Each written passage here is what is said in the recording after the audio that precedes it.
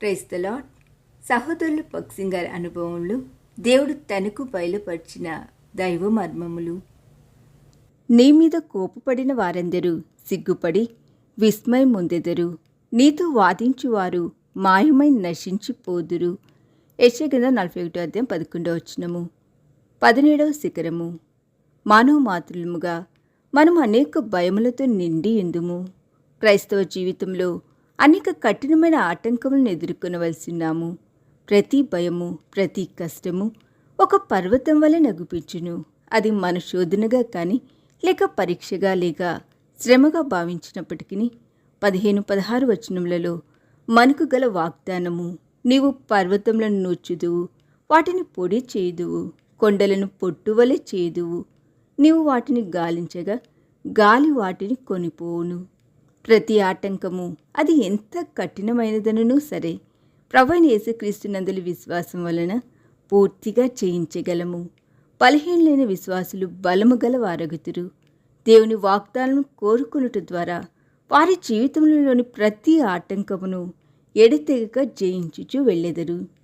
అపొస్తలుల కార్యములలో ప్రధాన యాజకుడు అధికారులు శిష్యులను బెదిరించినప్పుడు వారు ప్రార్థించిరి. అంతటా ఆ స్థలం కంపించెను. అపొస్తలుల కార్యం 4:31-33 వచనములు. వారు కొద్ది సంఖ్యలోనే ఉండిరి. అయితే వారు సహాయం కొరకు దేవుని మీద ఆధారపడి ప్రార్థించిరి. ఆ ప్రార్థన ప్రపంచమంతటిని కంపింపచేసెను. వారు ఆ పర్వతమును నూర్చనారంభించిరి. పై రూపములను బట్టి చూచినచో వారు సామాన్య మానవులే, కానీ దేవుని వశపరుచుకునుట ఇట్లో వారెరిగి ఉండిరి. అట్లే ప్రతి విశ్వాసియు కక్కులు పెట్టబడిన పదును గల క్రొత్తదైన నూర్పిడి నానుగా కాగలడు. మరియు ప్రతి పరీక్షలో దేవుడు అనుగ్రహించు విజయమును బట్టి సంతోషించగలడు. యెషయా 42:16 వచనము. ఇప్పుడు గ్రుడ్డివారు తమ దారిని కనుగొనలేరు. అయితే ఇచ్చట ఆత్మీయ సంబంధమైన గ్రుడ్డివారితో ప్రభు, మీరెరుగని దారి గుండా నేను మిమ్మును నడిపింతును, నన్ను నడిపింపనీయుడి, అప్పుడు మీరు మీ మార్గమును కనుగొందురు అని చెప్పుచున్నాడు. దేవుని హస్తమును పట్టుకొని ప్రతి స్థలమునందు సురక్షితముగా నడుచుట ఎంతో ఆశ్చర్యకరమైన అనుభవమై ఉన్నది. ఆశ్చర్యమును కలిగించు విధానములు, దేవుడు మార్గము చూపించు సంఘటనలు జీవితంలో అనేకములు కలుగును.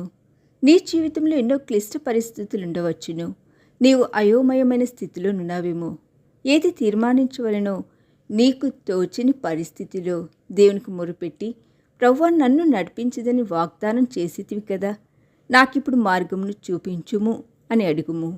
వెంటనే నీ మార్గముల మీద వెలుగు ప్రకాశించుట నీవు చూడగలవు. సామాన్య విశ్వాసముతో ప్రభువును చేపట్టుము. ఈ దిన ధ్యానము మనందరి ఆత్మీయ జీవితమునకు ఆశీర్వాదకరముగా ఉండునుగాక. ఆమేన్.